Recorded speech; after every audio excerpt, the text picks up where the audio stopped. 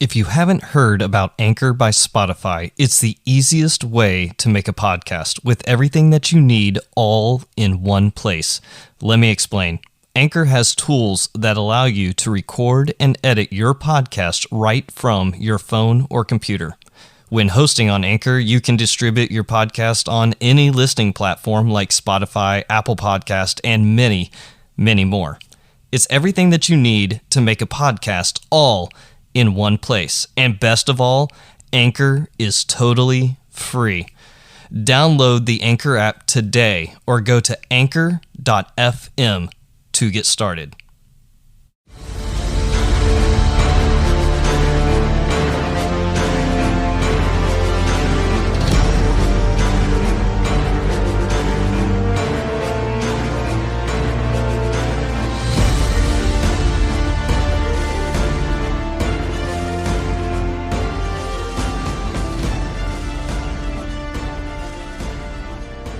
From Battlefield Studio Alpha, welcome to the Wartime Leadership Podcast, where we explore what spiritual resiliency looks like from different perspectives.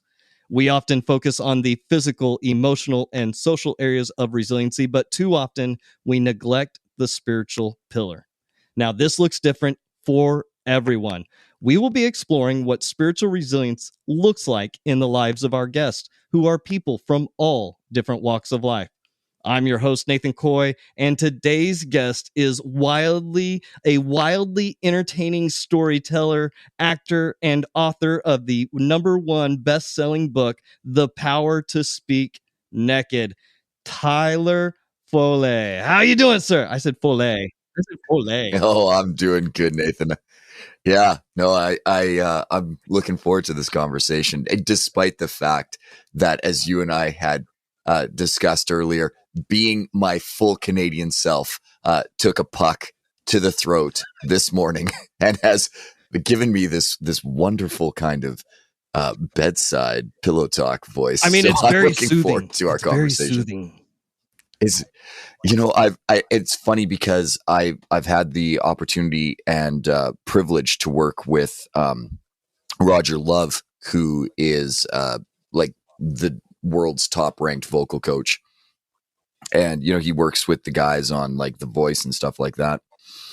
And all I could hear when this afternoon, when I was trying to prep for this, going like, how am I like my whole larynx is crushed. It's black and blue.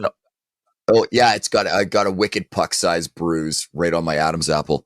And all I can hear is Roger going, more air, just give it more air. So I'm trying my best to just give it more Open air. up that window and allow in a little more air. Yeah.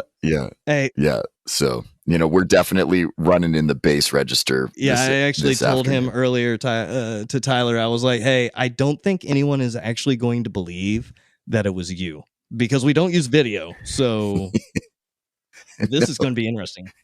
350 podcasts with my voice out there right now, and they're going to go, no, that was not.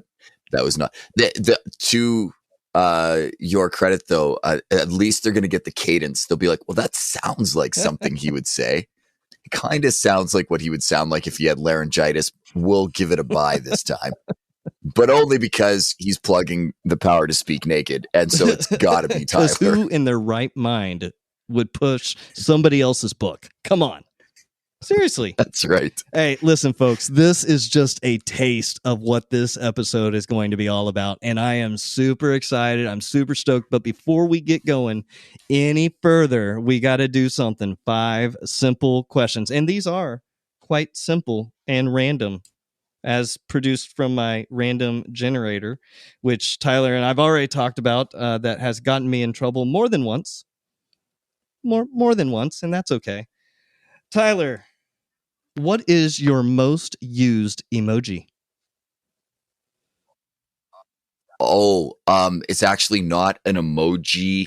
It's a Bitmoji, and it's me playing the drums, and it says drum solo for your birthday. So for every one of my friends' birthdays, I send them a drum solo.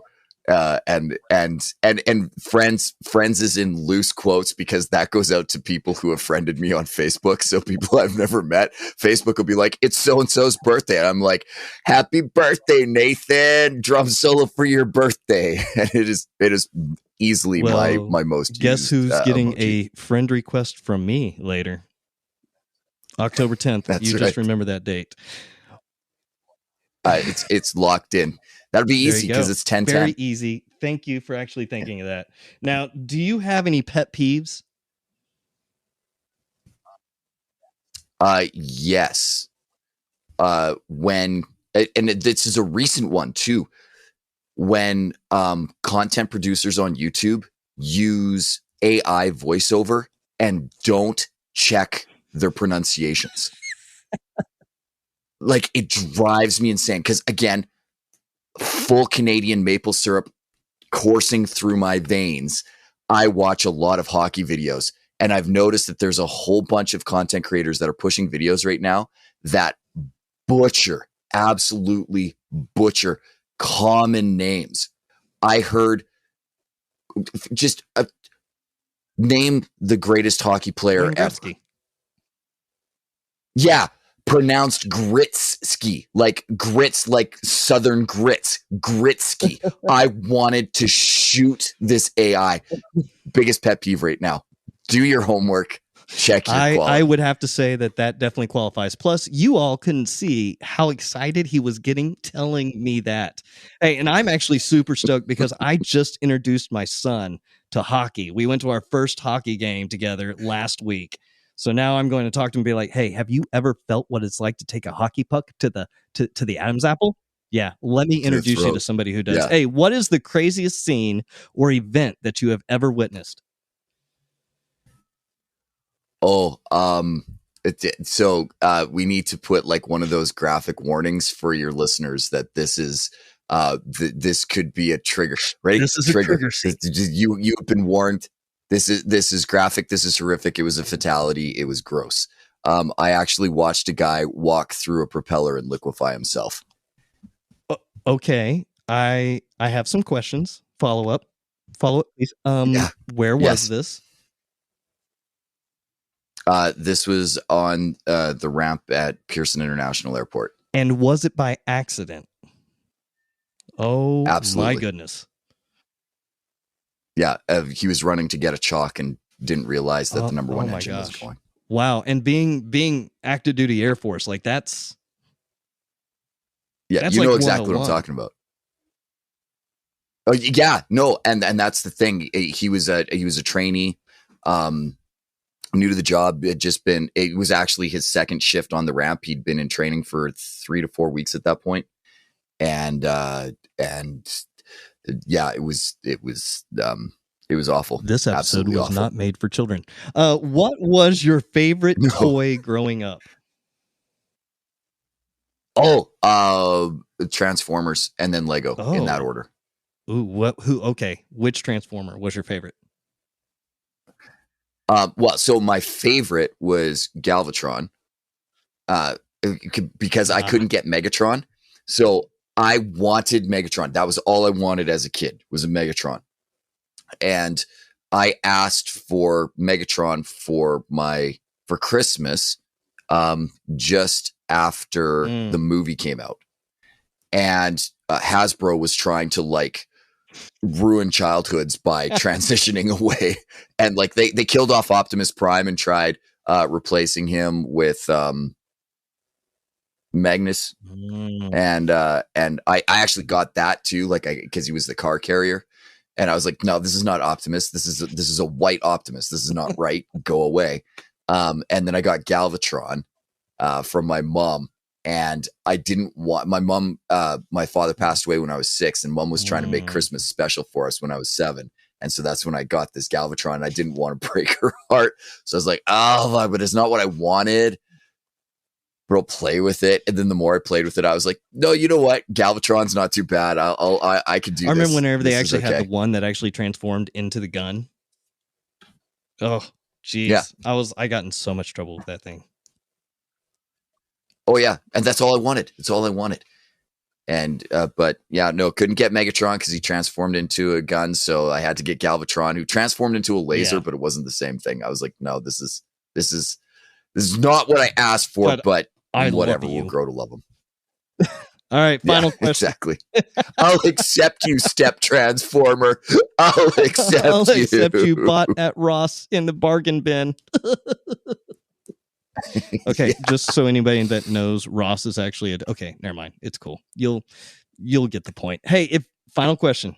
If you could start a band, what would the name be, and what kind of band and music would you play? It would be alt rock for sure. Like 90s throwback, kind of like grunge stuff. And I can tell you what the names would be. They would be either Cranston Fields, Cranston Fusion, or School on Saturday, because those are the bands that I've drummed in. Survey said, yeah, okay, we'll go ahead and accept that. That is perfectly fine. Hey, Tyler, it's already been an exciting episode already for me. Thank you, because it's 9:00 at night here, and you've kept me up, so that's good. Your voice is soothing, but not soothing enough to put me to sleep. There you go.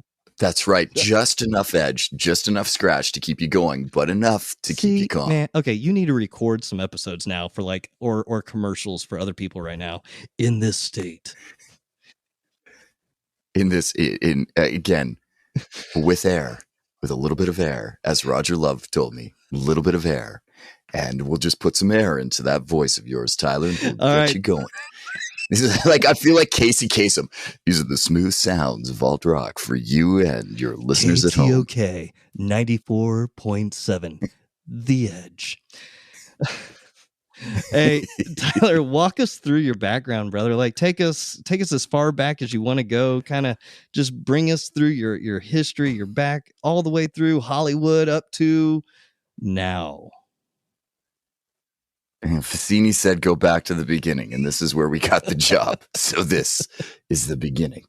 So when I was 6, as I'd mentioned, my father passed away, and I don't know if it was out of concern or if it was because my mom just needed to find something to get me out of her hair. But I had the opportunity to audition for one of our local theater companies here, professional company. And I ended up getting it. I got to play Tiny Tim in a version of the Christmas Carol. And that kind of set me on my path for performance. I all through elementary and into junior high and high school, I acted. I actually went to a fine arts high school. It was a real passion for me, and something that has always been kind of part of my identity is being on stage. Even when I wasn't like acting as a performance, I was still doing performance art. So I would compete in like speech competitions at the Kiwanis Festival and do delivery of spoken word. I played in the band in junior high. I actually played. It's hard to tell on camera, but I am for all of those listening at home. You have no idea that I'm 5'8" and 135 pounds, but I am a wee tiny man. And when I was in junior high, I was significantly smaller. I was under 5 feet, and I played the tuba. And so like I could actually fit inside of my tuba case and go to sleep. Okay. Question. Did you ever actually do that? Yes. I did. Oh, of course. You have no idea. That is like the greatest sleep cocoon ever made. Like I understood Japanese sleep pods long before they were actually a thing because of my tuba case, because the where the bell area is, that's the perfect place to like throw your feet. And then it just kind of curves up and it like cradles your body. And you just kind of like, find a fetal position and you close the thing and it's all velvet. So it's like perfectly soundproof and it's dark, super dark. So you like close that thing and it just like seals off and you hear nothing.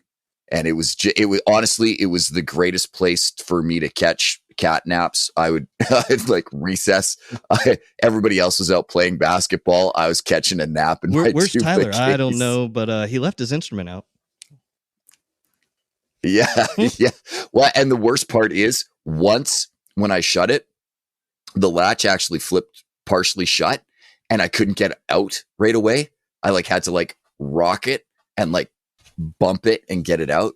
I was terrified because like then nobody can hear your screams. Like it was like, what do I do? Okay, still a lot of questions to go with that, but we'll move on. Go ahead, sir. Okay, very well. So yeah, so I've been performing most of my life, and at 25, I did what most people do after being in a career for 20 years, and I retired from acting and took all my mad movie star money and invested in myself and my education. Went back, got post-secondary and got an engineering discipline, specialized in geomatics, which is super fancy way of saying earth study. So I made maps, specifically photogrammetry, which is why I have my love of planes that I do. It was just a really, really good time for me. I started my own business. Unfortunately, that didn't pan out the way that I'd hoped it would, and ended up becoming a safety professional for a period of time.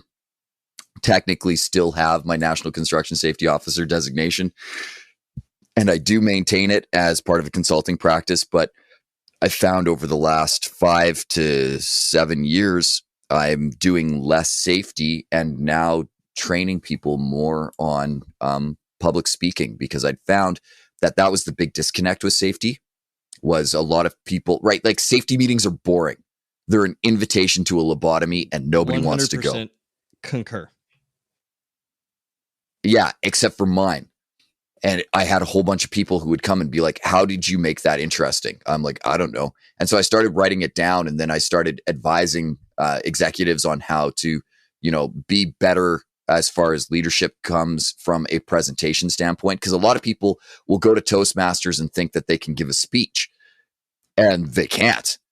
And it's boring. And I kind of dispelled a lot of myths really quickly with the professionals that I was working with. And then that became, it was a side hustle to start with that grew into a full-time vocation for me that paid significantly better than what I was doing, which was funny because the safety actually paid better than my other gigs. So I keep getting these side hustles that translate into full-time jobs that then begat new side hustles that then transform into full-time jobs. I actually feel like odd. I should take a safety improv class now. Yeah, that is not a bad idea. It could be a thing. It actually is a thing, because when I do teach, I teach instruct and facilitate a course called Fundamentals of Safety Leadership. And it sounds like a safety course until people get in and realize that it's primarily public speaking.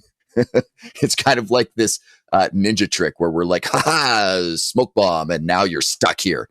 And it is a lot of actually improv, like drawing on your own experience and finding ways of telling your stories in a compelling manner that gets your audience invested in your message. That's the key. So it is. That's the key, though. I think that there is a lost sense of the true art of storytelling, because every single speech that you give, every time you get up in front of a board, every time you get up to tell somebody's safety story, I mean, that is what you're doing. You're telling a story, and it's the details and how you draw people into that conversation that is missed in the boardroom so much. Yeah. And it's not just the boardroom, it's pervasive through all of our interactions, particularly when it comes to commerce interactions. So business in general, but definitely the boardroom. But even like your town hall presentations, the toolbox meetings, the kickoff meetings, all of those things have these elements and this ability to be way more interesting than somebody reading lines off of a PowerPoint, so that's my other pet peeve. AI mispronouncing words and people reading verbatim off of a PowerPoint slide. Like, stop it. Yeah, I want to slap. I'm actually the commandant for the Airman Leadership School, which basically I'm the dean of the university. And one thing that we teach is in speeches. We do improv speeches where we give you an object and we go, okay, you have 2 minutes to sell this object to us. Or like if I know somebody is a University of Texas football fan, I'll be like, I need you to sell me on the University of Oklahoma and why they're the better program. Go. And it's to teach them because they're going to be getting in front of, generals and colonels and all these other, and they should expect to get in front of them, but you need to be able to keep their attention even on a subject you don't like. Yeah. Or don't necessarily agree with. Like there's times where you need to present information where the back of your head is going, this is not correct. And be able to either spin it or bring your point of view to it without insulting the subject matter. One of the things like my publisher loves to splash with my book is the stat that, 75% of Americans surveyed express anxiety around public speaking. And although it is a correct stat, it's based on a flawed study because there is this perceived anxiety around public speaking, but I promise you 3 out of 4 Americans are not afraid to speak in public or commerce would collapse. You'd never have been able to order food in a restaurant if you couldn't speak in public. And yet millions of people every day walk into a restaurant and if they don't know their wait staff, talk to a complete stranger, ask for what they want and get it. So these notions that we're afraid to speak in public or we're afraid to speak to strangers or speak in front of strangers because you don't know the rest of the patrons in the restaurant either. You're afraid to ask for what you want. All of those things are myths if you've ever been to a restaurant and ordered food and gotten it delivered to your table. The reality is we're probably afraid of public judgment because I can hear your audience screaming, Nathan. They're like, no. But when I go to a restaurant, the restaurant isn't looking at me when I order my food. So why is that the differentiator? Why is it that when people are looking at us, when we have, the generals that are in the audience that we're trying to educate, why is it that suddenly that becomes the issue? And it's that public judgment that are the way that we are going to be perceived or how we use our words are somehow going to be used against us. Well, and I think a lot of that comes from, the nervousness of saying the wrong thing. I mean, even on the intro, I screwed up in what I was saying, but I just rolled through it and let it be. It's those types of things where people need to be able to be practiced at the art of speaking or at being able to stand in front of a mirror and look at it and know how darling of an individual I look like. Yeah. Well, yeah. Show me a flawless human being and I'll show you a well-trained and rehearsed individual who is masking a shit ton of flaws. Like, none of us are perfect. And in fact, I wouldn't even want to be. It's our imperfections that make us unique and individual and really need to be embraced. So, Hey, and even my filler words, like I am fully aware as a public speaker and somebody who has practiced and trained for almost 40 years to do this, when I am using filler words, when I get stumped, what they are, how they transition. My current one, my fun one is ending sentences with right as though it's a question. See, right? I was hoping you were going to end it with right. I wanted to see if you would take it to where it needed to find its natural, that, what do you call it in music? It's unresolved, right? And then you need to resolve the chord. Because if you don't, there's this dissonance and you're like, no, I need to hear you come to a clean eighth. Do it. Don't leave me on a seventh minor. Oh my God, I actually just snorted. What in the world just freaking happened? I tell you, if you didn't snort, I hadn't made my guarantee, which means I owe you your money back, but I am wildly entertaining. And damn it, I will deliver. Hey, Tyler, so when I can see how when you would step into an environment, especially like about safety and these other areas that maybe cannot be fun, right? When you're talking to corporate America, or when you're talking to a room full of peers or stuff like that, what does it look like for you to lead? Like, what is your perspective on leadership and how it changes? Because you've gone from acting for 25 years into owning a business, and throughout all of that now, you're a family man as well. What does leadership look like for you between those areas? I think for me, leadership, and it doesn't change area to area. I think a leader is a leader no matter what they do. Because if you're a leader in your organization, but you're not a leader at home, you're not a real leader. I think it's an embodiment and a willingness to do the things that need to be done, even when they're uncomfortable. I take a cold shower every day, mostly because of Jocko's book. And I was like, I remember not wanting to do it and thinking, it makes me uncomfortable. And I remember reading the line, if you're not willing to be uncomfortable for 5 minutes in the morning, how can you do anything else for the rest of the day?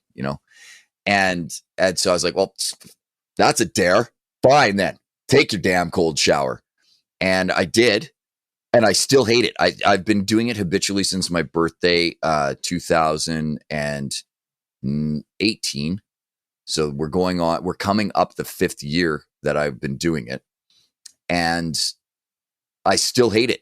Every morning, I flip that damn shower thing and I get in and I go, why am I doing this? Why am I doing this? Why am I doing this?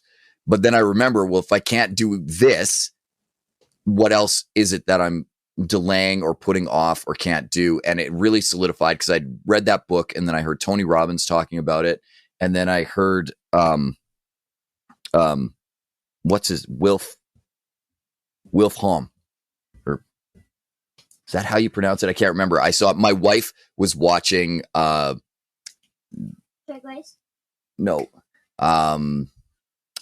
I can't remember now what her name is. And I should know because she's a super famous actress.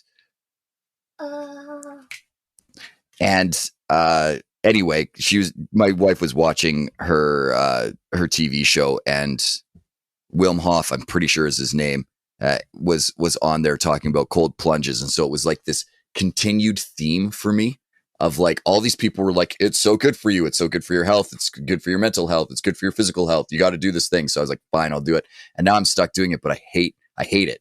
And so to your original question, what is, leadership? It's the people who are willing to go to that place of discomfort to achieve a result that other people only hope for, and then show other people how to do it.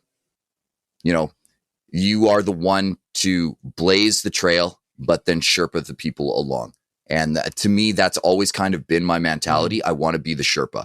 I don't need the glory. I don't need to be Sir Edmund Hillary or Edmund Hillary. Edmund Hillary. It is Edmund Hillary. I don't need to be the first one to get to the top of Everest. But man, do I want to be able to help you get there. Because you and I both know it's the middle-aged white guy that got the credit. Yeah, but there was, go ahead. Sorry. Yeah. But there were about 5 little Tibetans that have been to the top long before him who were like, no, it's safe to come now, sir. Bring your camera. No one will believe you otherwise. We'll just let you do the final 2 steps on your own. How about that? We knew that there were Sherpas there that were guiding along throughout but you put it in a brilliant way. I swear, for the last 3-4 tapings that I've had, and I ask this question, people immediately go to John Maxwell, which I love John Maxwell. I am a Maxwell leadership team member, right? I believe that's John C. Maxwell. I apologize. But they give me that answer, and they don't character it in any way. They don't color it.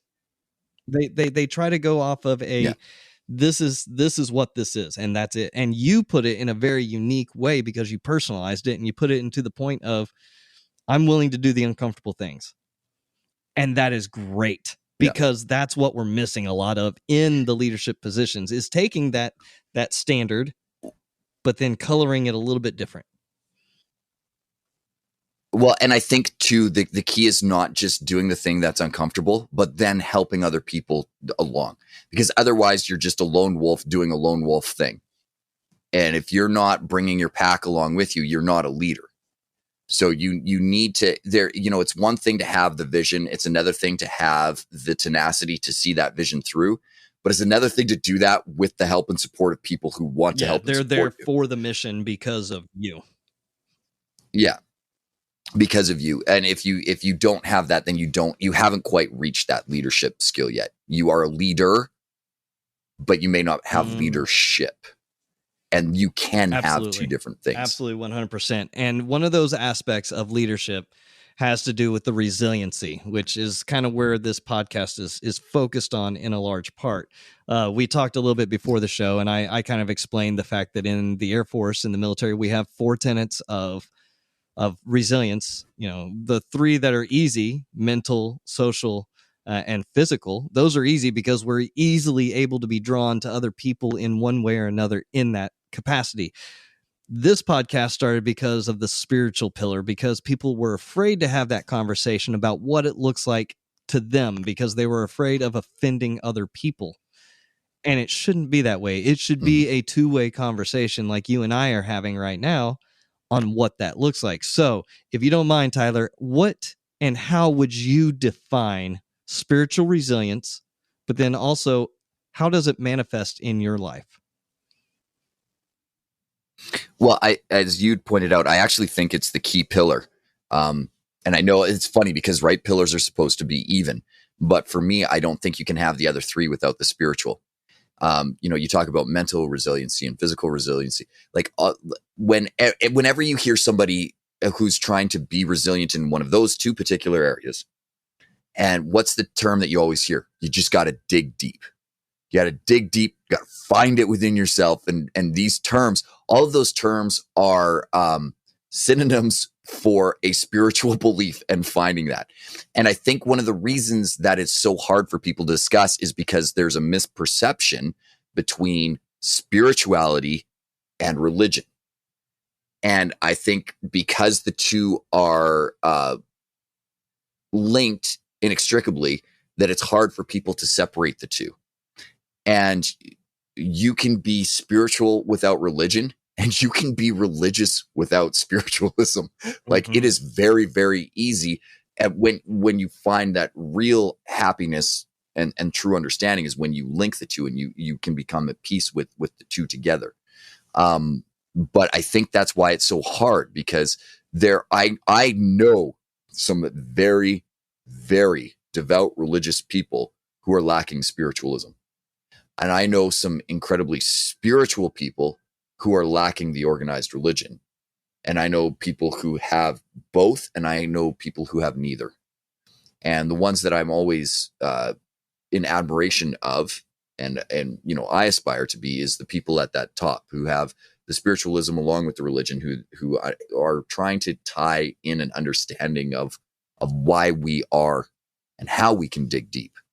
And so for me, that spiritual resiliency is manifested, and you have evidence of it whenever life isn't going your way, and how you approach that.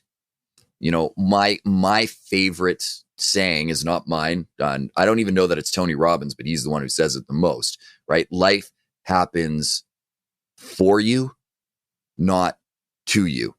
And I love that. I love that because for me, my lot of events in my life have happened for me, and I haven't understood it for a very long while. There's times where you want to throw your hands up in the air and say, why me? Why did this have to happen? Why? And you may not have an understanding of it, but that spiritual resiliency is knowing that the answer is out there and it will come, and having the faith. And that to me is true faith, having the faith that the answer is out there and it will be revealed to you at some point. And that's when you have that spiritual resiliency, because things can go foobar really, really quick, really quick. And in fact, if they don't, you're probably not living life. you are in a very protected bubble and you are not living.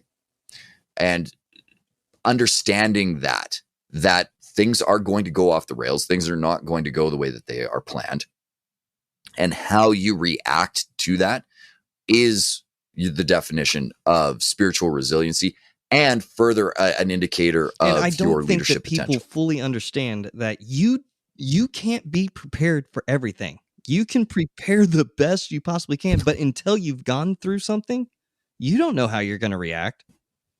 You just have to pack as many tools along the way as you possibly can.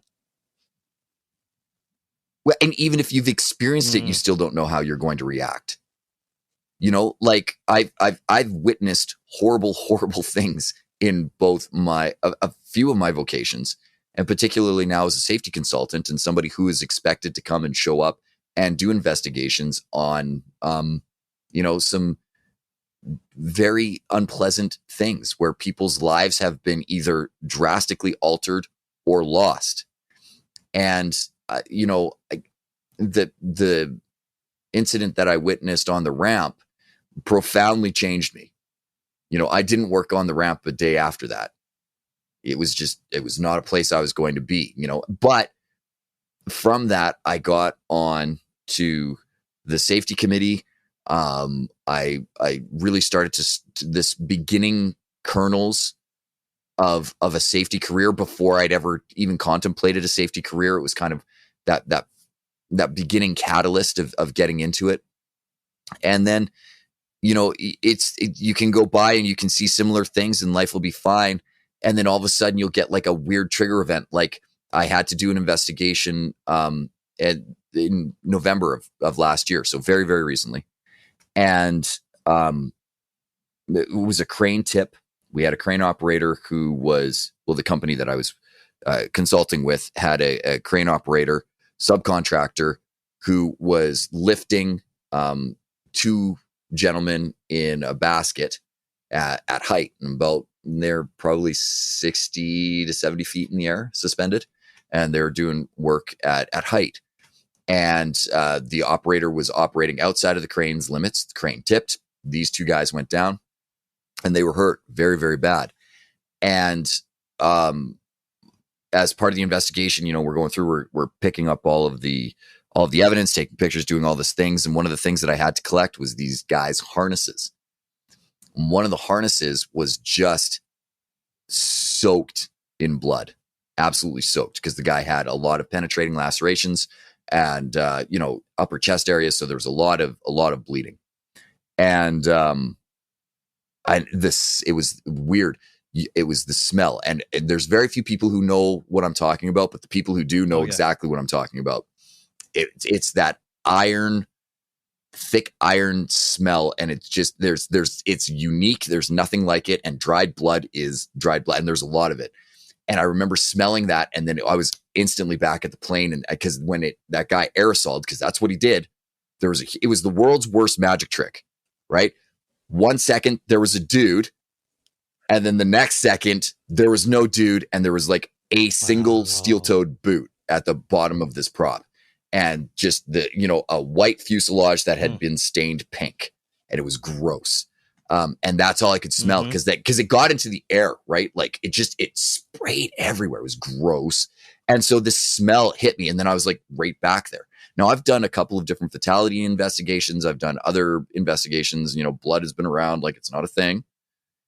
But for some reason it was that day. And like, I remember bagging this thing and being like, whoa, and just like needing to take a moment. And that's what, again, it's that spiritual resiliency, because that's not mental resiliency at that point. That's not mental toughness. No. Mental toughness is being able to work through a problem and maintain your emotions, right? Spiritual resiliency is going, I'm fucking triggered right now. I don't know why. Why? Anytime you're asking yourself, why, or why did this happen to me? Or what does this mean? Those are not mental issues. Those are spiritual issues.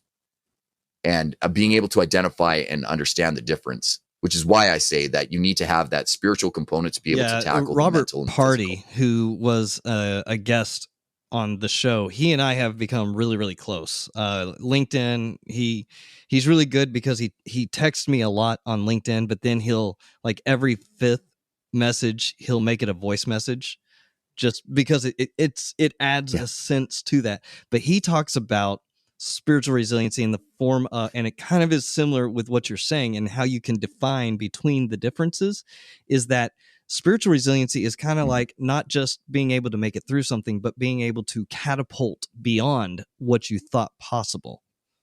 And that's a huge step forward. I mean, anyone in the military, anyone in first responders, ambulance attendant, anyone in those types of scenes is going to know what that smell is, and it's going to trigger a thought. And it's learning to be able to not pause in the moment, but rather to get through the moment and then reflect. We're going to have to put up so many warnings for this show. Oh yeah. To your audience right now, on behalf of me and Nathan, we just want to apologize for some of the dark places we've taken you, but we hope that the humor has overridden it. Let's get on to resiliency. Yay! Golly. But well, and I to his point, we're the only way to catapult over, and I will take this to a spiritual point too, right? And a religious spiritual point. Anytime we're talking about catapulting and overcoming an obstacle like that, I like to think of that poem, Footprints in the Sand. And these, you weren't alone. That's where I carried you. That is faith, right? If you, and it doesn't matter what you believe in, as long as you believe in a higher power, that there is a reason for it. That is faith. That is spirituality. And spiritual resilience is being able to overcome those moments where you think you're alone, when the reality is there is energy around you, supporting you. I remember going to Dr. John DeMartini's breakthrough experience, and it was, just a phenomenal. It was gifted to me by one of my mentors, Bob Corbett, probably the greatest gift any human has ever given me ever. And I remember it's a 2.5-day workshop, and going through it, and Dr. DeMartini talking about energies and how even though you think you're alone, somebody is thinking about you and you are supported somehow. And I remember there was this guy who was very literal, and he wasn't, this was a little too frou-frou for him. Like, this is a little woo-saw, and I don't believe in this junk. I'm a man's man. You're not going to make me listen. I'm a man's, yeah. And I remember thinking, you know what? He's not incorrect, because there is no way of actually knowing that. And so I made it a very purposeful decision that day, that whenever somebody crosses my mind for whatever reason, and this can be super distracting sometimes because it can be inconvenient to follow through with this promise. But whenever somebody pops into my head and I'm thinking of them, I send them a message right then, because I would like to know how many times that person needed that support. And what's interesting, and I've been doing this now for coming up 2 decades, the number of times I've texted somebody being like, hey, you're just on my mind. Hope everything's well. If not, reach out to me anytime. The number of times I've sent that message and gotten a response back that goes something like, you have no idea how badly I needed to hear that. I can't talk right now, but are you free to chat in a little bit? And they're like in a dark, dark place for some reason, not necessarily, in a self-harm way, but they're in a state of distress and need help. And I, it's not scientific by any way, and my pool of data is very small. But I would challenge people to do that and run this experiment and just see for yourself, how you can do it, because that's my faith, that there is somebody out there that is supporting me if I can see them or not. 100%, because it's better to be safe than sorry. If they're coming to your mind, it's better just to be like, hey, I'm thinking about you. It can be as simple as that. I'm thinking about you. Doesn't mean it's emotional. It's not the foo-foo side of it. It's literally, hey, you came across my mind. You doing all right? Yeah. Just want to check in. And, usually I talk about, I go into, okay, well, give us a situation, but I think you have done a really, really great job of framing what that looks like in your own life and what you go through. Because it's those moments, those events that we navigate through that kind of bring us on the other side of what it is that we're going through. And that's spiritual resiliency. And I think you did a really beautiful job of kind of crafting what that looks like outside of the norm, because I think the norm says, it's belief in something bigger than yourself, which I get. It's good. But I'd like to, since you did such a wonderful job with that, I'd like to move on to talking about being naked. How was that for a transition? Yeah. Smooth, so smooth like scotch. Okay, I see what you did there. Okay, yep, I'm not good on picking up on social cues sometimes, so yeah, that was a good deal. No, hey, talk to us about the book, because I think mine is still apparently making its way here, but you do a really good job of talking people through the art of speaking. So where did this book come from? Well, and I'd alluded to it a little bit earlier. Working with the executives that I was saying the same thing over and over again. And eventually I ended up teaching a course on it because that was easier than doing the one-on-one. The one-on-one's great, private clients, always big ticket money, and my bank account likes working one-on-one. But my sense of purpose doesn't feel fulfilled. And the more people that I can help do this, because honestly, it's not a hard skill. And I can say that because I've been doing it since I was 6. So if a 6-year-old can learn how to public speak, anybody can learn how to public speak. And I wanted to show people because, and the thing is it has real world impact, right? We've all tuned a leader out, a leader with a great vision and a great purpose and a great idea that doesn't get implemented because they're a poor communicator. And I've seen the opposite true. There is a very famous example from around 1936 up until about 1945 of somebody with a horrible idea who was an excellent communicator, and because of it was able to implement it in a mass scale. So I wanted to be the person who was using my powers for good instead of evil and be able to help people really communicate their idea through the power of story. And so I made the course to kind of make it easier for me to do that on a scalable level so that I could be teaching 20 people at a time. And then it went from 20 people at a time to 100 people at a time. And then it went from 100 people at a time to about 250 people at a time. And that just made it so much easier. But I was having a hard time getting onto the bigger stages to get people to come to the events and learn it at 200, 250 people at a time because I didn't have a book. And my agent was like, listen, I've been getting some inquiries about you, which is super cool. And I'm like, yeah, that's cool. People are asking. Yay. She's like, you will never get on a stage if you don't have a book. And I was like, oh, she's like, so you have to write a book. And I'm like, but I don't want to write a book. She's like, well, then transcribe your video. And I went, oh, hey, that's an idea. We could do that. So that's actually what I did. I took, because I grew up in film and television. I record everything. I'm very masochistic that way because I like to watch myself and then be super critical of everything I've done. So it's like, oh, I shouldn't have done that. Oh, I shouldn't have done that. It's my way of learning and growing better for my audience. And so I had literally hundreds of hours of video that we ended up pulling, transcribing the best parts of it, and then turning it into the book, which is really nice because when people sit down, it'll be great for you, Nathan. I know you don't know what my real voice sounds like, but you know what the cadence of my voice is. And so you'll be like, when you read it, you'll be like, oh, wow, that actually, when I read it, I can hear Tyler in his very deep bass. I'm actually going to read it and read it in your cadence and listen to your voice.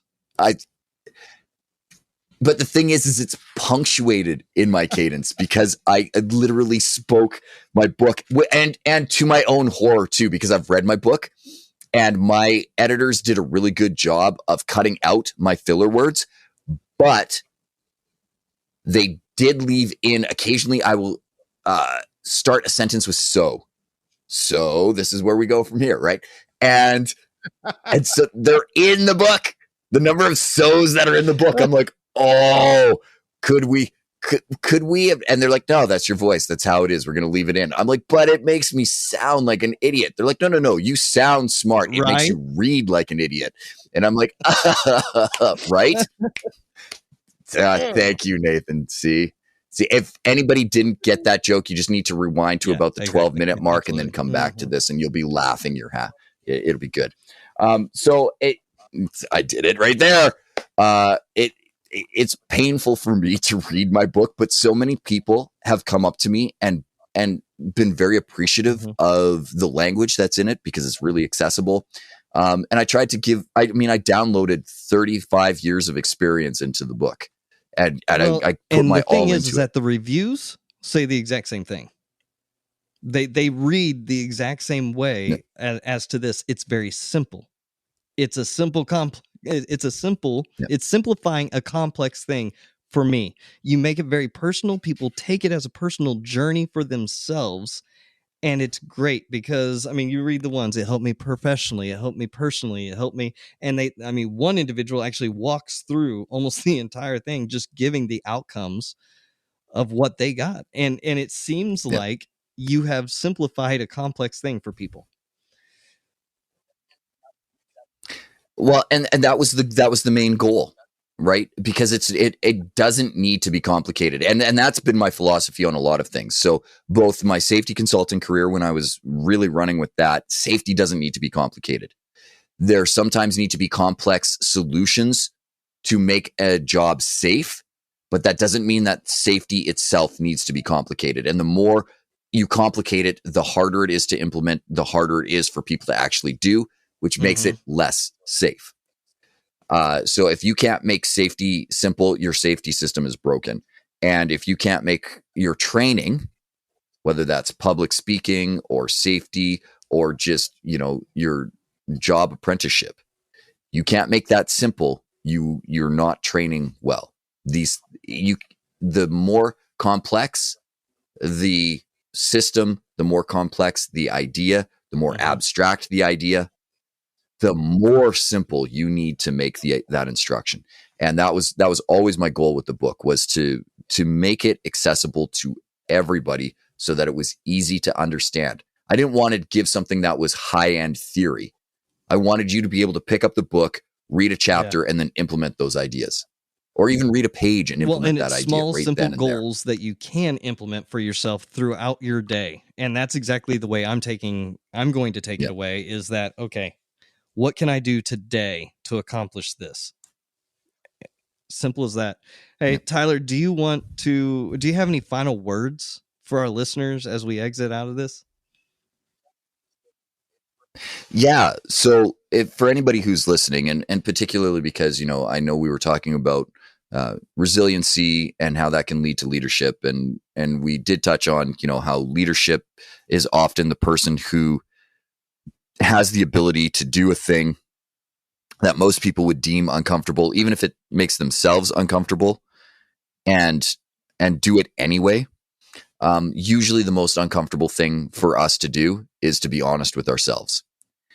And if you want to be really a powerful leader, you need to tell your story your way. And usually the thing that your audience needs to hear is the thing you're afraid to say. And I promise you, if you can find and muster the courage and the bravery to say the thing that is on your heart that you're terrified to let the world know, instantly you will find your people, your audience, the people who need to hear that thing that you're afraid to say. And if you can find the courage to do that, you will be the leader of that group as opposed to the follower of that group. And I would encourage everybody to recognize that you have a story somewhere. And it doesn't matter that anybody else may have done it bigger, better, faster, stronger, brighter, or first. Your story is your story, and it's unique to you. and you have no idea who needs to hear your version of that story because maybe that other one didn't resonate with them. So find the courage to do that and speak your truth, and you'd be impressed and amazed at the Tyler, difference you'll thank make you in for the taking world. the time this evening to sit down, talk to us, invest into us, because that's how we look at this, as an investment from you to the listeners, and in this case, to me, 100%. Today's episode is only possible thanks to my friend and producer, G. Frazier with 369sounddesign.com. I know that he's going to have a lot of fun with this episode, and he's probably going to take it from 2x speed, probably put it to 1x speed, just so he can get a good laugh. We are blessed by the entire team here at the Wartime Leadership Podcast. See you next time. Be blessed.